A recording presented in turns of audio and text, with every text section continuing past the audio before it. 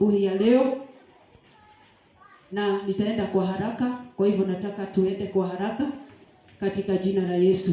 Nataka ninene ujumbe unaosema ya kwamba things you can never change until you change. Bwana asifiwe sana. Things you cannot change until you change. Mambo ambayo hauwezi ukabadilisha mpaka wewe mwenyewe ubadilike. Bwana asifiwe sana. Kuna mambo hauwezi badilisha katika maisha haya mpaka wewe mwenyewe ubadilike. Na ndio hiyo mambo nataka nikuambie siku ya leo, ni mambo gani ambayo hauwezi ukabadilisha mpaka wewe mwenyewe ubadilike. Na najua tunapoenda kumaliza tutakuwa tumebarikiwa katika jina la Yesu. Haleluya. Na nataka niende kwa haraka kwa sababu ya wakati wetu. Na point number 1, nataka niseme ya kwamba you can never change the way people treat you until you change the way you treat people. Bwana asifiwe sana. Hallelujah. You can never change the way you treat people until you change the way you treat people.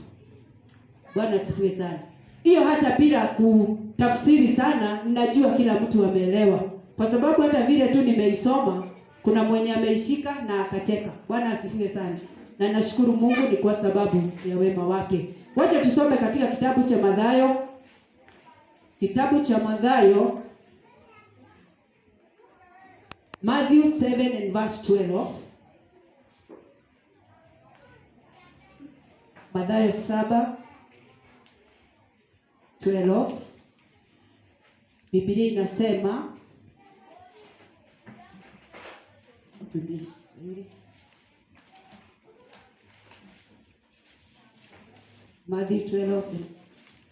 Matthew 7 and verse 12. Ya kwamba basi yeyote mtakayo mtendewe na watu, nanyi watendeeni vivyo hivyo, maana hiyo ndiyo Torati na manabii. Bwana asifiwe sana. Chochote chenye unataka mtu akutendee, wewe nawe mtendee hivyo hivyo. Bwana asifiwe sana. Kwa hivyo hauwezi ukabadilisha vile mtu anakutendea mpaka ubadilishe vile unavyotendea mtu. Bwana asifiwe sana. Unaweza kuwa unatendea mtu mabaya. Bwana asifiwe. Lakini wewe ukikuja kutendewa mabaya, unaona ni vibaya. Haleluya. Bwana asifiwe sana. Unajaribu kubadilisha ule mtu abadilike akuwe mtu mzuri. Bwana asifiwe. Lakini wewe yale mambo unayotendea mtu hautaki utendewe na mtu. Bwana asifiwe. Amen. Hautaki mtu mwingine akutendee, na wewe unatendea mtu. Bwana asifiwe sana.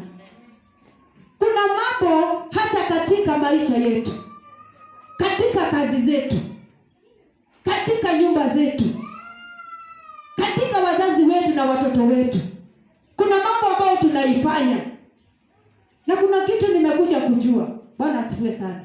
Hata hao watoto ambao tunalea, hao watoto ambao tuna train, Bwana asifiwe, kuna viboko ambao tunawapiga ambavyo hawafai kupigwa. Haleluya.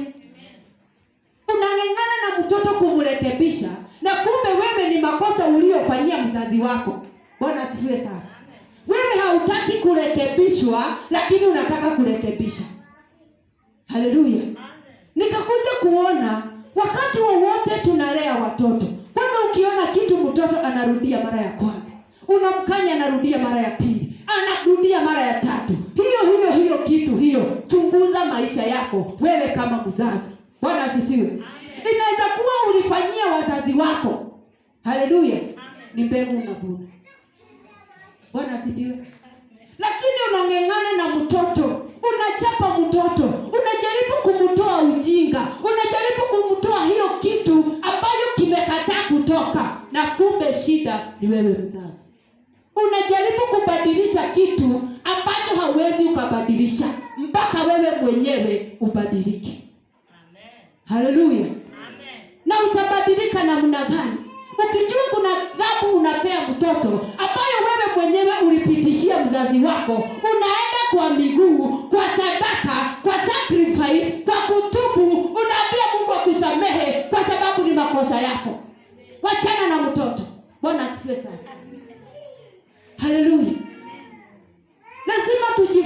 kubadilisha mambo ya maisha yetu kwanza, ili tuweze kubadilisha maisha ya watu wengine. Haleluya. Lazima tukue watu wa kuangalia maisha yetu. Jiangalie kwanza, ili uweze kuangalia ya huyo mwingine. Bwana asifiwe sana.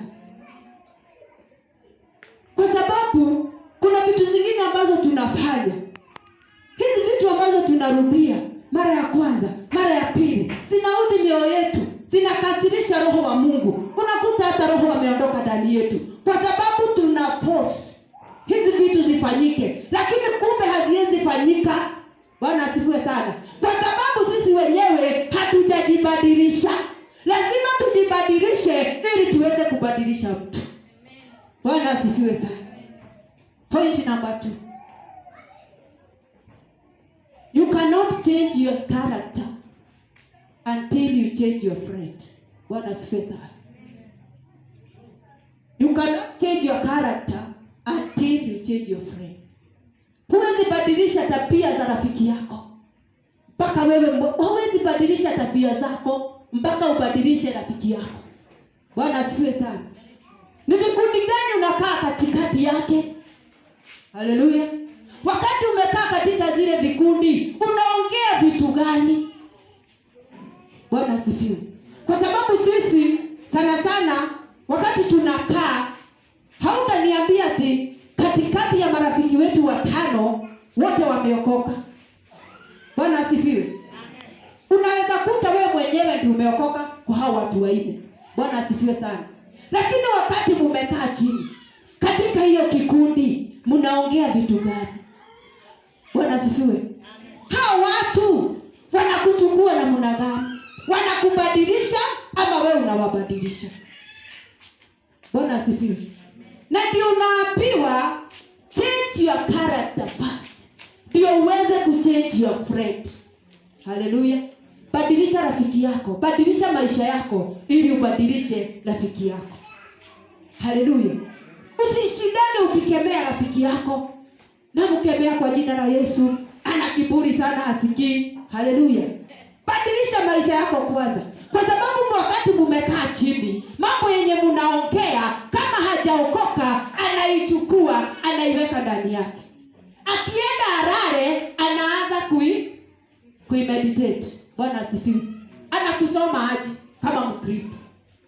Haleluya. Si anakusoma na babaya, si anakusoma vibaya. Utawezaje kubadilisha ule mtu na wewe mwenyewe hujabadilika? Haleluya. Katikati ya marafiki zako, katikati ya watu ambao una associate na wao, watu ambao unakaa na wao chini. Bwana asifiwe sana. Jaribu kuwabadilisha kwa wema wa Bwana, kwa sababu wewe umebadilishwa kwa wema wa Bwana.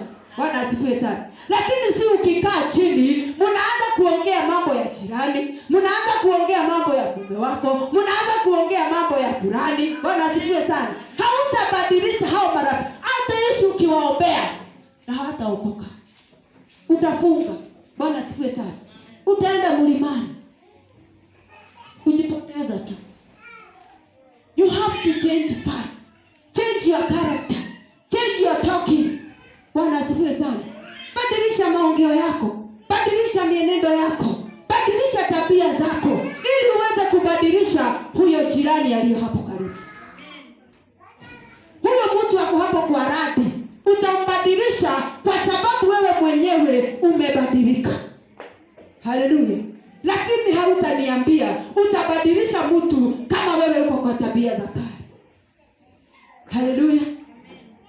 Badilisha tabia zako ili uweze kubadilisha mtu. Bwana asifiwe sana. Things you cannot change until you change. Hallelujah. Point number 3. Hiyo tutasoma katika kitabu hiyo number 2. Read in the 1 Corinthians 15 and verse 33. 1 Corinthians 15 and verse 33. Inasemanga, do not mislead. Bad company corrupts good characters. Hallelujah. Usidanganyike, usiongozwe kwa njia ambazo hazifai. watu wanaotembea pamoja wanaharibu mwenendo wako mzuri. Haleluya. Na tukiangalia watu wazungu hupenda husema ya kwamba at the birds of the same feathers flock together. Bwana asifiwe sana. You will flock together with your friends if you will not change. Hallelujah. So you have to change in order to change your friends. Bwana asifiwe sana. Good company corrupts good, evil characters. Hallelujah. Bwana asifiwe sana. Kwa hivyo usijaribu kubadilisha aliye karibu na wewe. Jichunguze kwanza wewe mwenyewe. Bwana asifiwe. Chunguza maisha yako. Unaweza kuwa hata unaenda kumuombea. Unaweza hata kwenda unaenda kumhubiria. Lakini unamhubiria opposite. Bwana asifiwe. Unamwambia mambo yenye hata haelewi. Change fast ndio uchange mtu. Na mbinguni tutafika kwa jina la Yesu. Hallelujah. Number 3. You cannot change what you harvest. Hallelujah, somebody. You cannot change what you harvest until you change what you sow. Bwana asifiwe sana. Hauwezi badilisha kile unavuna mpaka ubadilishe kile unapanda. Bwana asifiwe sana. Ni nini huwa unapanda katika maisha yako? Unataka mavuno ikuje tu, lakini upandi. Bwana asifiwe. Amen. Hauwezi vuna kama hupandi. Lazima upande ndio uvune. Bwana asifiwe sana. Na ndio uvune lazima ubadilishe mapando yako ndio uweze kuvuna mavuno mazuri. Hallelujah. You cannot change what you harvest until you change what you sow.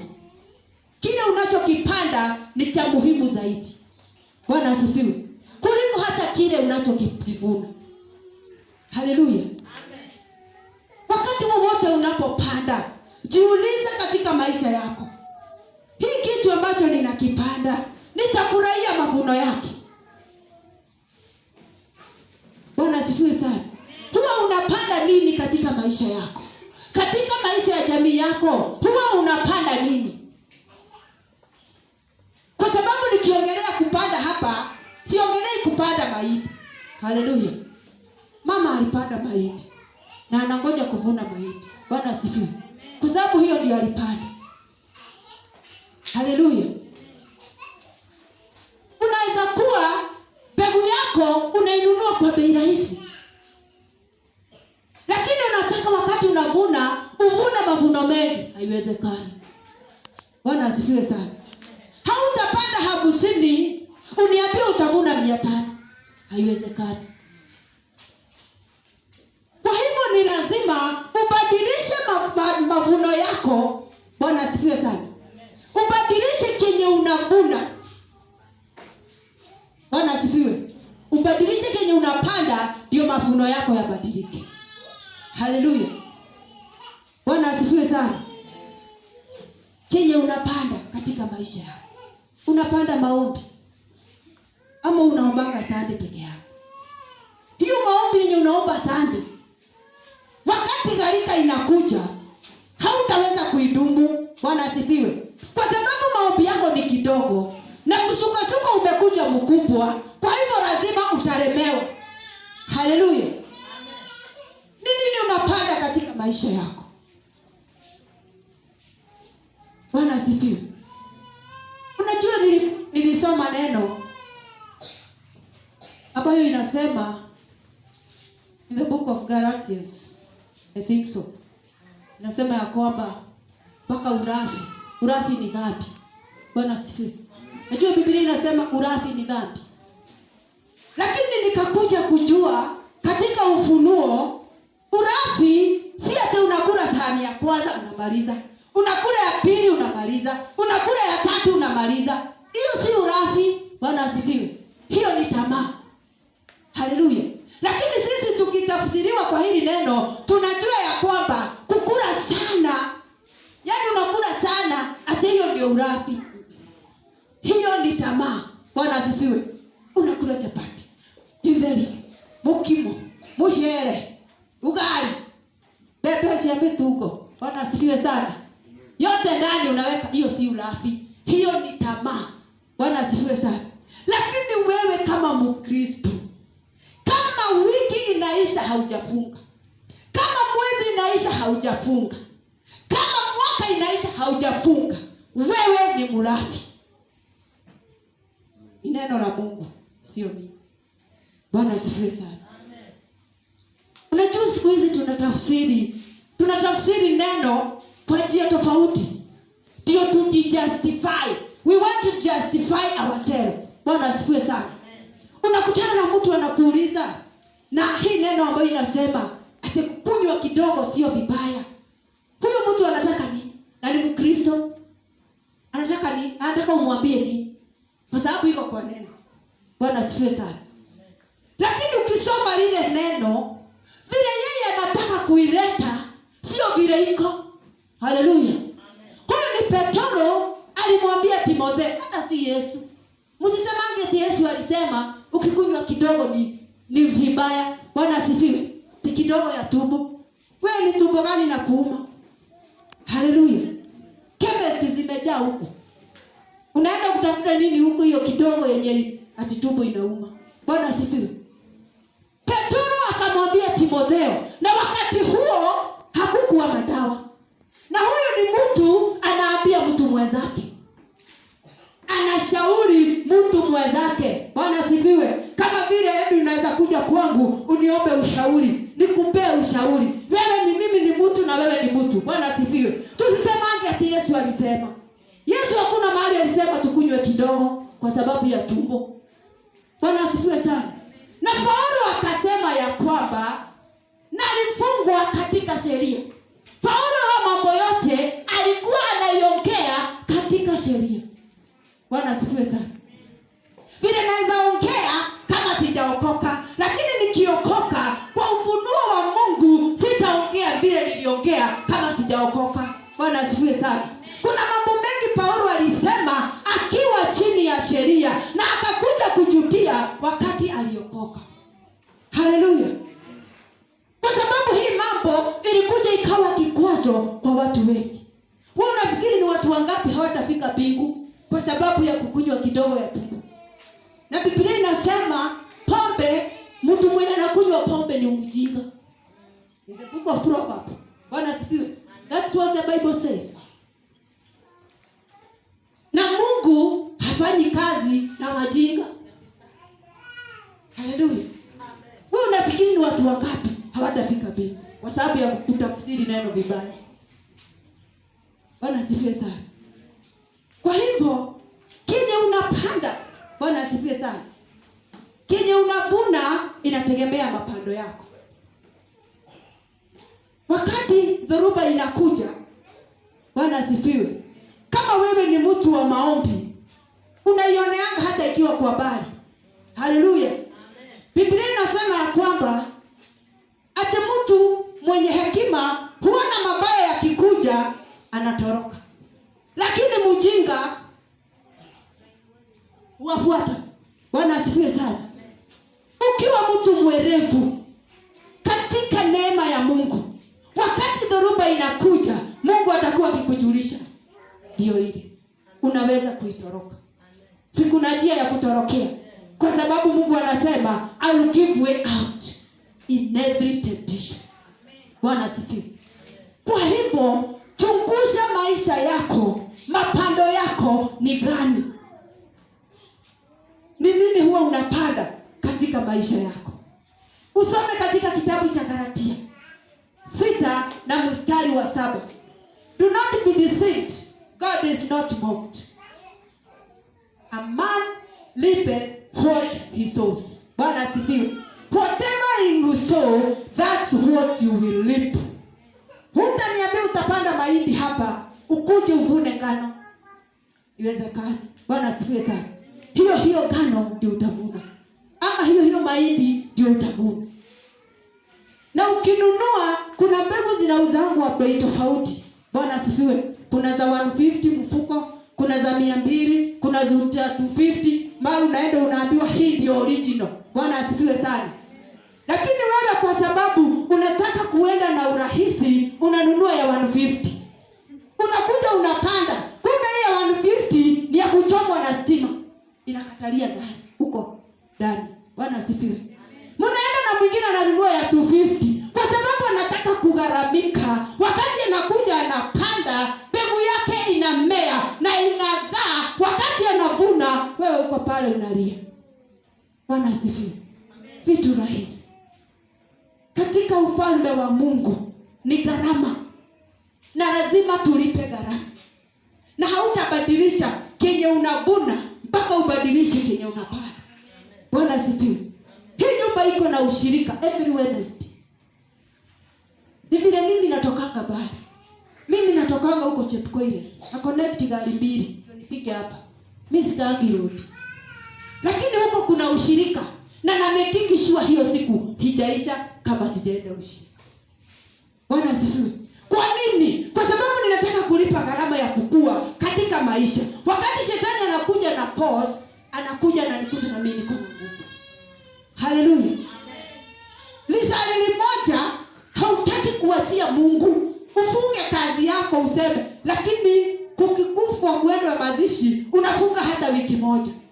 Lakini one hour ukuje ushirika. Ni vita. Ni tutafutane. Ni tuitwe. Ni tufuatwe. Bwana asifiwe sana. Kama utalipa gharama, lazima utalemewa. Bwana asifiwe sana. Lazima ulipe gharama. Asubuhi nini inafanyaga watu wachelewe kanisani? Bwana asifiwe. Kausingizi ya asubuhi nikatamu sana. Mimi nilijaribu. Nilikuwa najaribu kwa na set alarm 5:30. Inalia 5:30 naweka 6. Nasema hapo hii 30 mbili itakuwa nimelala kidogo. Bwana asifiwe sana. Lakini nikakuja nikaweka. Unajua hakuna kitu hutafanya kama hujaweka agano na Mungu. Lazima uweke agano na Mungu ndio uweze kufaulu katika maisha haya. Mimi ni agano niliweka na Mungu. Nikamwambia Mungu kama nitachelewa kanisa, not unless. Kama Sunday nilichelewa. And there was a good reason. Hiyo hata Mungu alielewa. Bwana asifiwe sana. Unajua kuna reason zingine unaambia Mungu. Mpaka Yesu anasikia kusambe kofi kwanza ndio akubuke kana atakusamehe ama atakupokea tena. Bwana asifiwe sana. Reason, imagine ukiambia Mungu ati niliamuka kufua nikachelewa. Sunday. Ufue Saturday usiku. Uache kulala Saturday usiku ufue. Asubuhi ukiamuka amuka 6, andika nguo. Ingia bafu. Bwana asifiwe sana. By saa 2 utakuwa hapa. Hautanipea reason ya tunachelewa kanisa kwa sababu uko na watoto. Mimi natokanga huko. Gari mbili. Igeni. Na saa 2 ijaini kuta. Bwana asifiwe. Na kuanga hapa saa 1:45, saa 1:30 niko hapa ndani. Tunakutananga na pastor. Wajia hapa. Ako na watoto 3. Ametayarisha. Lakini anajua nisipogharamika katika hii mambo itaharibika. Tunakutananga naye hapa rudi. Bwana asifiwe sana. Hiyo masaa akienda. Ndio amuke atayarisha hao watoto. Aliamuka saa ngapi? Na hapo na mume. Bwana asifiwe. Hapo na jamii, family, whole family. Na inahitaji kuatendiwa everybody. Ndio aweze kufika katika madhabahu kwa wakati. Bwana asifiwe sana. Kama hautalipa gharama, maisha yako haitaendelea. Bwana asifiwe sana. Na nikaambia Mungu, kizuizi kenye kilinifanya nikose kufika Sunday mapema. Kulikuwa na marathon. Hizi na kibi wangu wa tauni mzima, zinatoka na huku sijui lewa marathon, sijui Safaricom, hizo. So barabara zote zilikuwa zimefungwa. Gari zote, boda zote zilikuwa kando. Bwana asifiwe sana. Na mimi mahali nilifika kwa junction, mahali polisi walikuwa wameweka roadblocks, nilifika saa 1:15 hapo. Ndio nikakuta roadblock. Nikapigia mama, nikamwambia nitachelewa kwa sababu hii na hii. Bwana asifiwe sana. Niliweka agano na Mungu. Nikamwambia not unless a reasonable reason yenye itanifanya nisiingie. Hiyo ilikuwa ni reasonable reason kwa sababu I had no otherwise. Hakuna kitu ningefanya. Bwana asifiwe. Amen. Tukafunguliwa upande hii ya chetu, tukafika town. Kufika town hakuendeki. Tulikutana na mama Zena huyo. Town hata yeye ako stranded. Tulitembea mguu mpaka Paul's Bakery hapo clinic. Tukaona hapa hatuelewani. Tukasema sasa hapa unless tubarabika. Tulichukua boda mpaka hapa. Bwana asifiwe sana. Karama. Wacha Mungu aone hiyo kitu kenye uko nacho passion kwa sababu yake. Bwana asifiwe sana. Ni nini hiyo una passionate kwa sababu ya Mungu? Haleluya. Ili wakati nawe anaachilia mavuno unafurahia mapando yako. Haleluya. Bwana asifiwe. Wacha tuende kwa number 4. Inasema ya kwamba you cannot change the direction of your life until you change the driver. Hallelujah. You cannot change the direction of your life until you change your driver. Hallelujah. In every life there is a driver. Bwana asifiwe. Katika maisha ya mtu binafsi kuna dereva ambaye anaongoza ile maisha. Bwana asifiwe sana. Ni dereva gani wewe anakuongoza katika maisha? Dereva wako ni wa kukudireisha? Dereva wako ni wa kukupea maneno ya kukurudisha nyuma? Dereva wako ni wa kukusaidia kusonga mbele? Ama dereva wako ni wa namna gani? Bwana asifiwe sana. Hauwezi badilisha maisha yako mpaka ubadilishe dereva anayekudrive. Haleluya. Amen. Huyo mwenye anayekuendesha.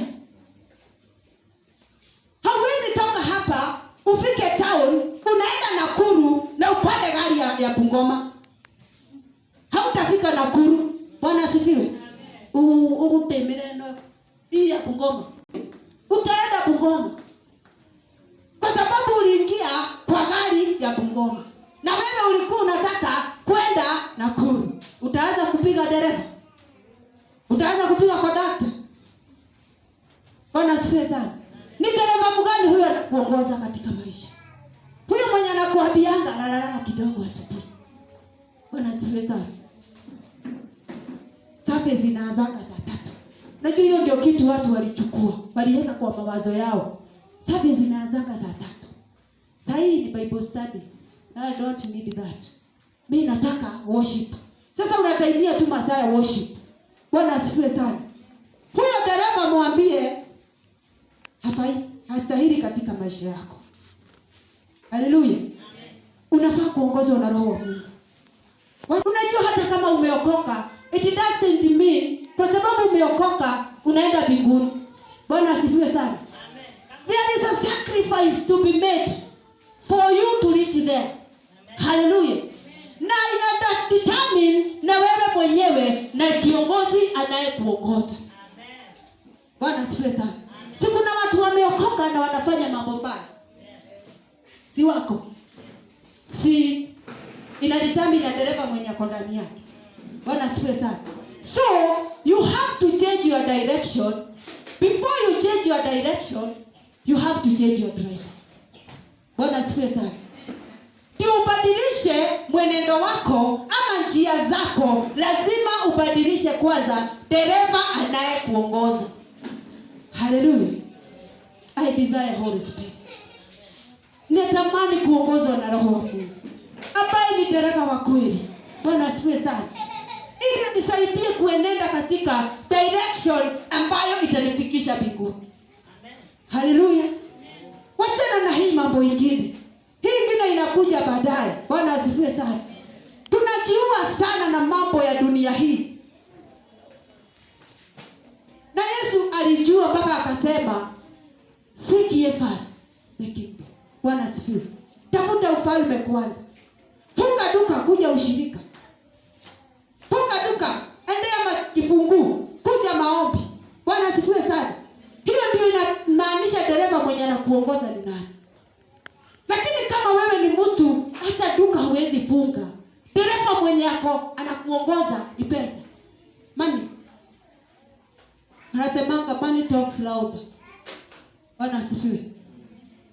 Lakini Biblia hiyo ndio inasema money is evil. Hallelujah. Ukifuata sana itakutoa katika wema wa Bwana. It is good you change your driver to get your good direction. Bwana asifiwe. Soma Exodus 23 and verse 2. Exodus 23 and verse 2. Do not follow the crowd in doing wrong. Hallelujah. Hivyo ndivyo Biblia inasema. Katika kitabu cha Exodus, Kutoka 23 and verse 2. Usifuate umati kwa kutenda maovu. Bwana asifiwe sana. Wakati unafuata umati kutenda maovu, inamaanisha dereva aliye ndani yako ni wa maovu. Bwana asifiwe sana. Lakini wakati unafuata watu wanaotenda mema, inamaanisha dereva anayekuongoza ni anatenda mema. Haleluya. Kwa hivyo tujue madereva wanaotuongoza ni wagani. Bwana asifiwe. Tayari ni venye nimesema, ushaijua ni dereva mgani huwa anakuongoza. Bwana asifiwe sana. Anakuongoza kutenda mema, anakuongoza kutenda mabaya. Bwana asifiwe. That is upon you. Hallelujah. Kwa sababu in life kuna decisions zingine hauwezi mekiwa. Kuna mambo hauwezi badilishiwa mpaka wewe mwenyewe uamue kubadilika. Bwana asifiwe sana. Hata nikuhubirie miaka 5, hakuna siku nitakuamulia uamuzi wa kuokoka. Bwana asifiwe sana. Ni wewe na roho yako na moyo wako utaamua, nimeamua sasa nitaokoka. Ukiri na mdomo wako Yesu ni Bwana. Haleluya. Lakini sitakuja nikuambia okoka, Yesu anarudi. Okoka. Unajua Yesu yuko karibu kurudi. Wewe uone ishara zimepita zote.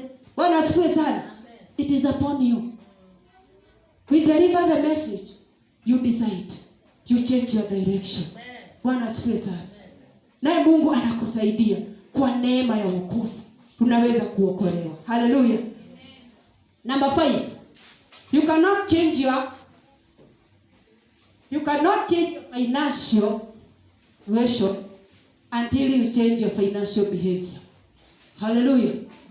Hauwezi badilisha hali ya fedha zako, vile unavyopokea fedha zako, mpaka ubadilishe tabia ya fedha zako. Bwana asifiwe sana.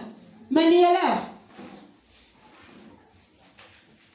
You cannot change your financial situation until you change your financial behavior. Hallelujah. Na maanisha nini? Kuna mtu sahihi akishika pesa,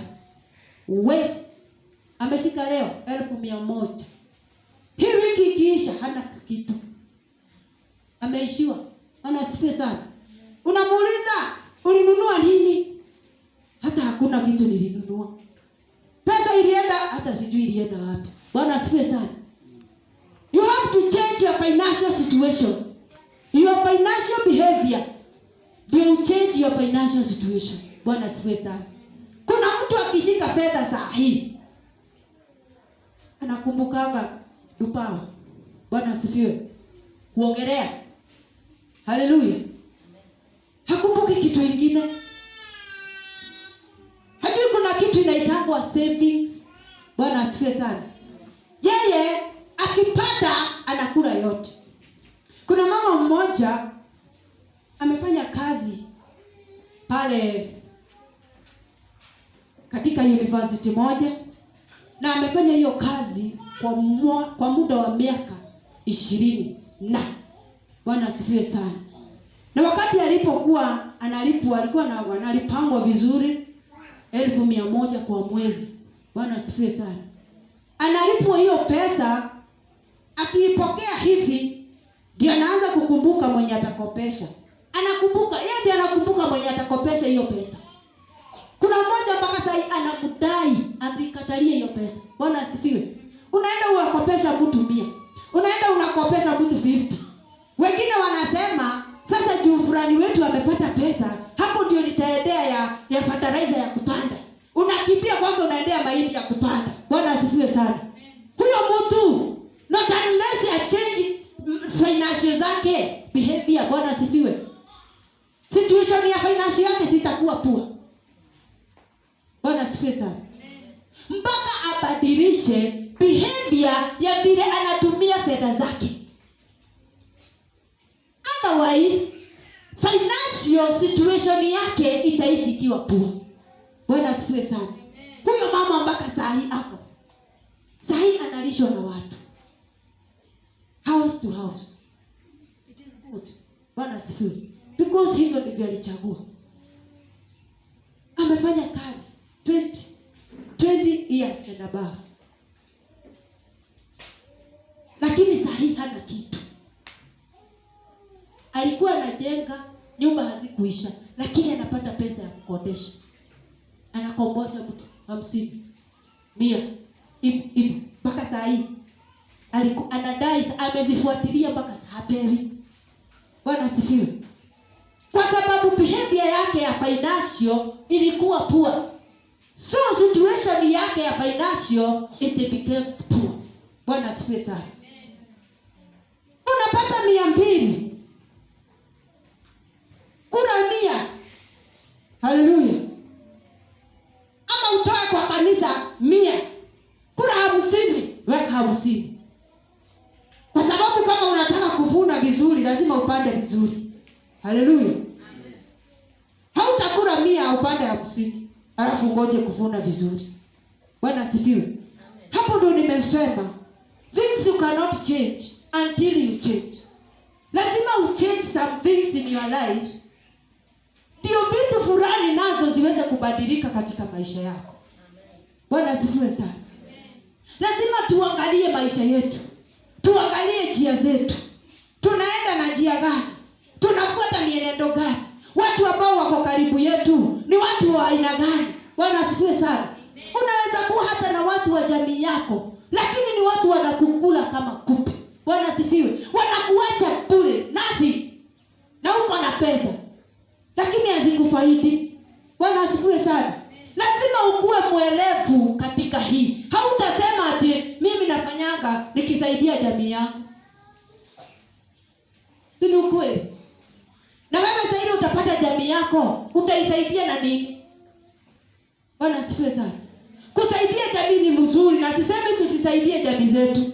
Lazima tuwasaidie, but kwa hekima. With wisdom. Bwana asifiwe sana. Si unapata 5,000 na usukumia mama yote 5. Landlord anakuja jioni. Unaanza tena kupigia mama simu. Ati hata landlord yako hapa nirushie ka kitu.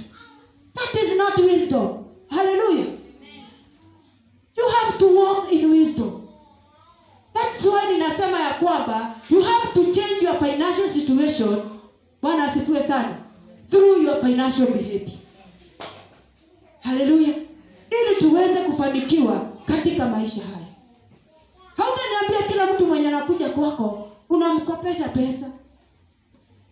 Bwana asifiwe. Na wengine unawapea hata kwenye wanazipeleka hujui, wanaenda kukuharibu. Lazima tuishi na hekima. Ndio Yesu akawaambia wanafunzi, nimewatuma kama mbwa mwitu. Nimewatuma katikati ya mbwa mwitu. Kuweni na hekima kama nyoka. Bwana asifiwe sana. Kwa sababu watawararua, watawatesa, watawapiga. Lazima ujue huyo mwenye ako kando yako ni mtu wa aina gani kabla hujaanza kuassociate na yeye. Hallelujah. Number 6. Nikimalizia hiyo ya financial behavior, financial situation, usome katika Proverbs 21 and verse 17. Inasema ya kwamba whoever, Proverbs 21 and verse 17, whoever loves pressure will become poor. Whoever loves wine and olive will never be rich. Hallelujah. Huyo ni mtu mwenye anapata pesa anazipeleka kwa raha, hata waifanikiwa katika maisha. Mwenye anapenda raha, wewe ukishika pesa hiyo siku, kama hujakula nyama na haujalipa rent, haleluya, haujalipa nyumba, lakini unang'ang'ana kukula nyama. Kukula ni vizuri na kukula ni sawa, lakini landlord akikuja utaanza hadithi gani? Lazima tuangalie mambo mengine. Bwana asifiwe. Anayependa raha hatafanikiwa katika maisha. Lazima ubadilishe behavior za financial zako,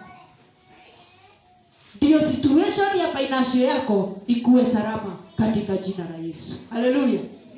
Tunamalizia namba 6, inasema ya kwamba you cannot change me. Haleluya. You cannot change me until you change you. Bwana asifiwe sana. Haleluya. Amen. Hauwezi nibadilisha mimi mpaka ujibadilishe wewe mwenyewe. Kitabu cha Mathayo 7 na mstari wa 3. Mathayo 7 na mstari wa 3, Biblia inasema 7 na mstari wa 3, Biblia inasema ya kwamba basi Bwana wakitazama kibanzi kilicho ndani ya jicho la ndugu yako, na mwenyewe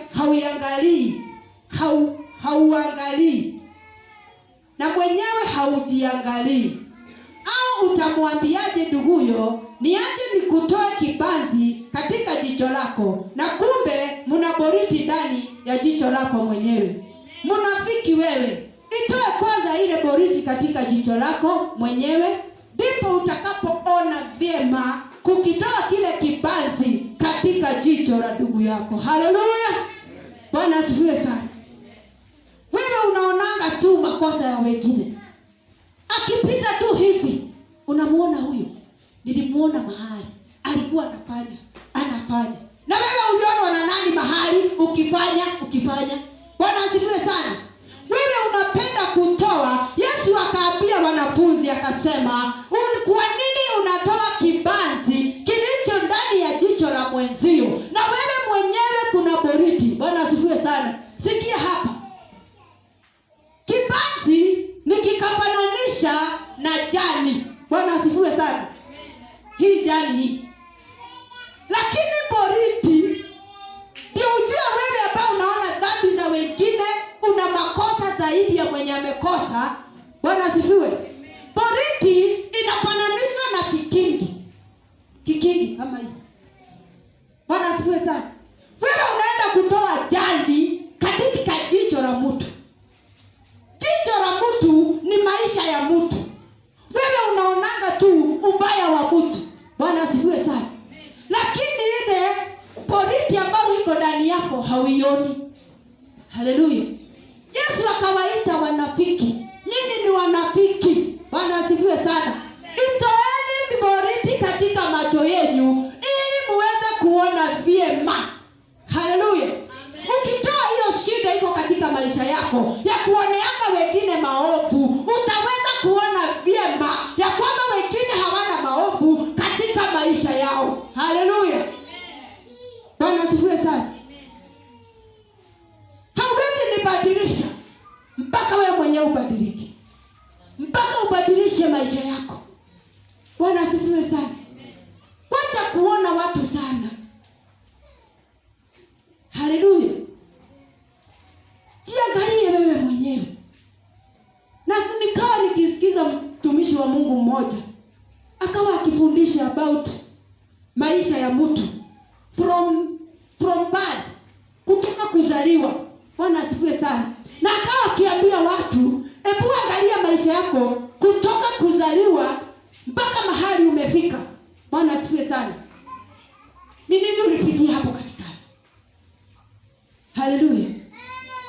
Ndio tuweze kuona shida katika maisha ya mtu.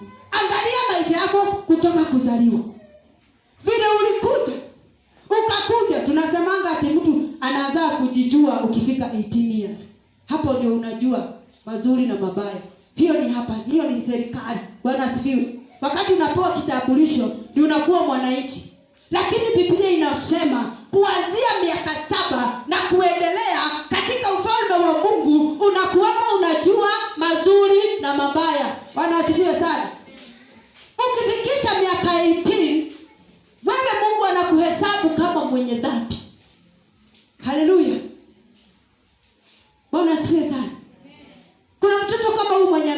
hapo. Huyo bado hajaanza kuhesabiwa dhambi zake. Lakini akigonga miaka 7, faili yake inaanza. Haijalishi. Hiyo ni ufalme wa mbinguni. Lakini hapa duniani 18 years. Bwana asifiwe sana. Serikali ikikushika hivi inakufungilia ndani. Bwana asifiwe sana. Hauwezi kanibadilisha mimi mpaka ubadilike wewe mwenyewe. Haleluya. Wache kuonanga tu makosa ya watu. Na nikakuja kujua kumbe mwenye anakosa hana makosa. Lakini mwenye anaona makosa huyo mtu pia ako na makosa. Haleluya. Kwa sababu hivyo ndivyo Biblia inasema. Wewe maisha yako ni boriti. Lakini maisha ya huyo mwenye unaona ni kibanzi. Bwana asifiwe sana. Ni jani hivi. Lakini wewe umebeba mgongo. Bwana asifiwe sana. Yenye inawekwa kwa daraja hivi tunatumia kuvukia. Mgongo. Bwana asifiwe. Hiyo ndio Yesu anasema itoe katika maisha yako kwanza. Bwana asifiwe sana. Wakati una train mtoto wako, angalia maisha yako kwanza. Acha kudiri na mtoto sana. Hata kukosesha bingu. Na kumbe makosa ni yako. Bwana asifiwe sana. Kwa sababu wakati ule mtoto anafanya kitu, unakuasika. Ukishakuasika, Roho wa Mungu anakuasika ndani yako. Bwana asifiwe sana. Na wewe uko tu pale. Hii pepo lazima itoke. Bwana asifiwe. Angalia hiyo pepo inayasumbua huyo mtoto imetoka wapi? Bwana asifiwe. Kwa sababu hata wewe katika maisha yako ndio ufike mahali umefika. Kuna mambo mengi sana umepitishia mzazi wako. Bwana asifiwe. Na sisi wa Kikuyu tunapenda kusema ya kwamba ukirekebisha mtoto sana, uone huyu mtoto habadiliki, unamuulizanga, wewe utoketie. Bwana asifiwe. Wewe ulichukua tabia za nani? Ni za baba, ni za mama, ni za guka, ni za shosho? Tabia gani hizi ulichukua? Si uangalie hapo nyuma kwanza. Wewe ndio ufike mahali umefika. Kutoa hiyo pepo yenye iko ndani ya mtoto, wewe uliletea mzazi wako nini? Bwana asifiwe.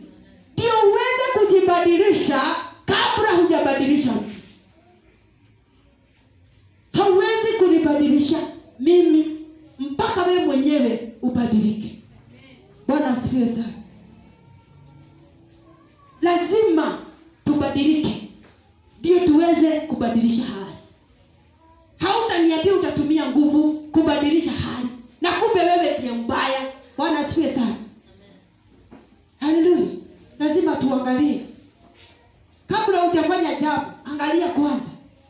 Kabla hujapiga mtoto, kaa chini. Chunguza kwanza. Na ndio kasikia Yesu alisema, ati hii haiwezi toka kwa kuombewa peke yake. Inahitaji kufungiwa. Bwana asifiwe sana. Kwa hivyo wakati una train mtoto, usimtrain na kiboko peke yake. Kuna jinsi nyingi sana za kutrain mtoto. Bwana asifiwe sana. Kuna kuombea maombi ya kawaida. Kuna kukaa chini kushauri. Kuna kwenda mlimani kufunga. Kwa sababu ya kile kinasumbua mtoto. Unaweza kuwa hiyo kinamsumbua hakitoki kwa maombi peke yake. Hakitaki ushauri, kinataka kufungiwa. Bwana asifiwe sana. Ndio naona Yesu alikuwa anatunenea katika mifano ili tuweze kufunuliwa katika roho. Bwana asifiwe sana. Tuweze kuelewa, tuweze kufuata njia za Yesu. Haleluya. Kwa hivyo hakuna vile utaniambia utakuja kunitoa kauti. Bwana asifiwe.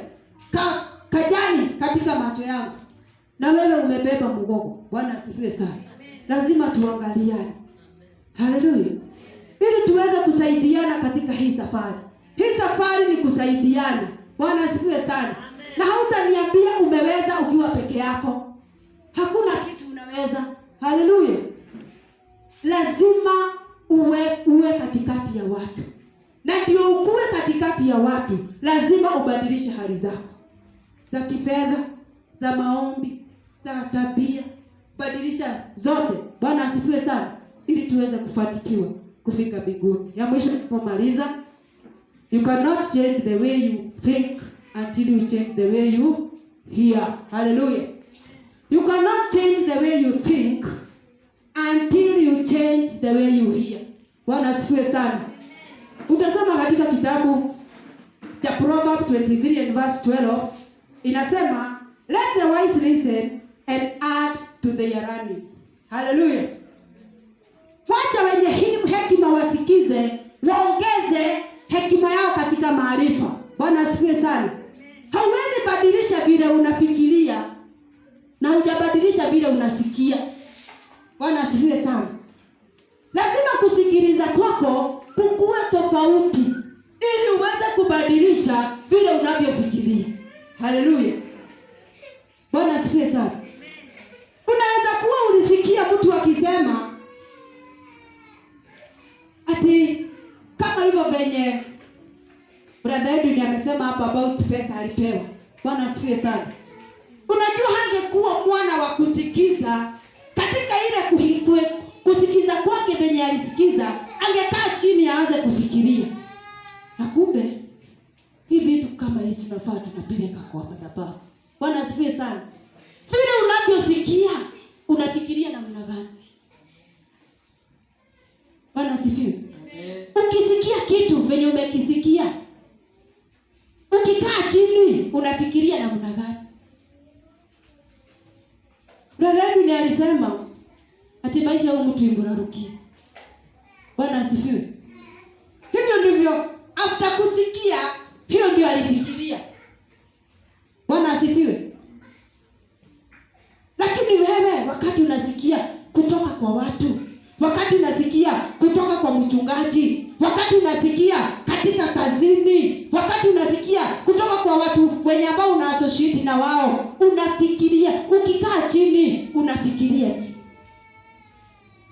Unajua kuna watu wanakaanga chini, wakikaa tu hivi, topic zenye wanaongea, hata wewe ukisikiliza hautaki kusikia mara ya pili. Bwana asifiwe. Hata kama hujaokoka kabisa, hata kama wewe ni mtoto wa kiroho, kuna topic zingine ukisikiliza hautaki kusikia mara ya pili. Bwana asifiwe sana. Kwa sababu vile nimesikia, nikikaa chini kufikiria hiyo mambo haitanipendeza. Kwa hivyo wakati wowote unasikiliza maneno kutoka kwa mtu yeyote ule, wakati unakaa chini unafikiria, jaribu kubadilisha mafikira yako kulingana na vile unasikia. Bwana asifiwe. Na ili tuweze kufanikiwa katika maisha haya. Haleluya.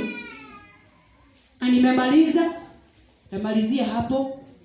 Mungu wa uzima watende mema. Na tunashukuru Mungu ni kwa sababu ya wema na fadhili zake. Ndio tukue nafasi ili mwalike mtumishi wa